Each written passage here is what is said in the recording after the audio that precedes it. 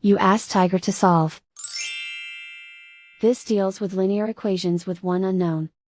The final result is x equals -3. Let's solve it step by step. Simplify the expression.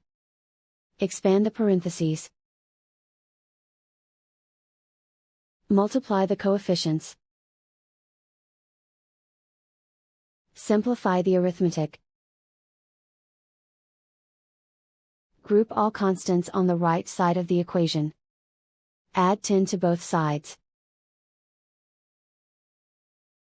Simplify the arithmetic.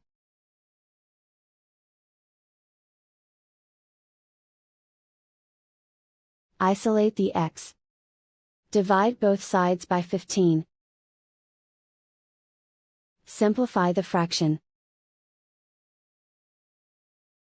Find the greatest common factor of the numerator and denominator. Factor out and cancel the greatest common factor.